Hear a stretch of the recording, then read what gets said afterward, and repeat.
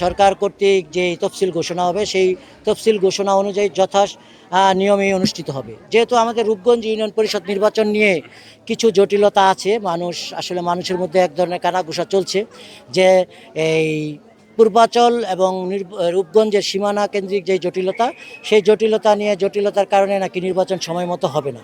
আসলে আপনারা সবাই জেনে থাকবেন যে বিগত আসলে এই 9 বছর আগেই, এই 13-14 বছর আগে একটা মামলা হয়েছিল এই সীমানা জটিলতার, সেটা বিগত 9 বছর আগেই সমাধান হয়ে গেছে। তো আমি মনে করি একই সমস্যা নিয়ে আসলে দুইবার মামলা হওয়ার কোনো সুযোগ নেই, এবং সেটা ইতিমধ্যেই সেটার একটা এই এই মামলার রায় হয়ে গেছে, এবং মামলার এই রায়ের পরে এই দুইবার আমাদের এই ইউনিয়ন পরিষদের নির্বাচন অনুষ্ঠিত হয়েছে, এবং সেই রায়ের মাধ্যমে পূর্বাঞ্চলের ভিতরে যারা আছে তারা পূর্বাঞ্চলের ভিতরে সীমানায় ভোট দিবে, পূর্বাঞ্চলের বাইরে যারা আছে তারা ইউনিয়ন পরিষদে ভোট দিবে। সেটা তখনই আসলে নির্ধারিত হয়ে গেছে।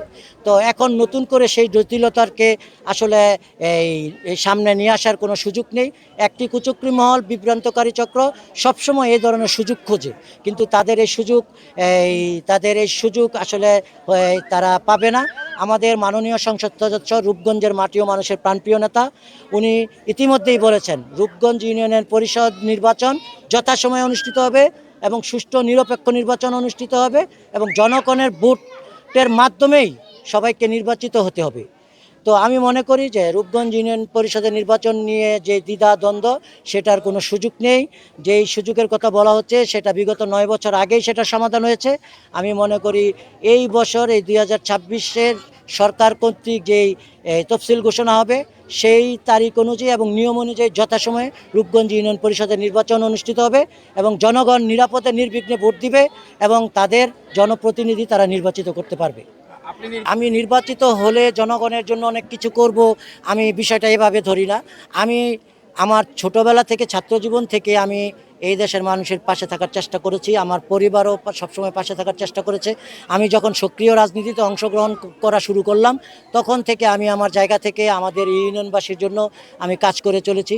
মানুষের যত বিভিন্ন ধরনের সমস্যা আছে, প্রত্যেকটি এলাকায় কিছু সমস্যা থাকে, সেই জিনিসগুলো সমাধানের জন্য যা যা করার দরকার তা করি।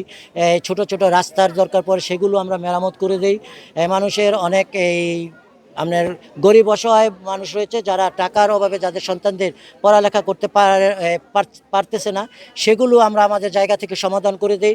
এবং অনেক অসচ্ছল ফ্যামিলি আছে যার সন্তানকে, মেয়েদেরকে বলা চলে যে বিয়ে দিতে পারে না, তাদের পাশে দাঁড়ায়। তো আমি মনে করি শুধু নির্বাচিত হয়েই মানুষের পাশে থাকা যায়, বিষয়টা এরকম না। আমি চেষ্টা করছি নির্বাচিত হওয়ার আগেই মানুষের পাশে থাকার, এবং মানুষ আমার সাথে সবসময় আছে। আমি মানুষের ভালোবাসার প্রতিদান দেওয়ার জন্য যখন যা করা দরকার তা করতেছি, এবং সবসময় করে যাব। সেটা চেয়ারম্যান নির্বাচিত হতে পারি অথবা না পারি, আমি সবসময় আমার ইউনিয়নের মানুষের পাশে থাকবো ইনশাল্লাহ।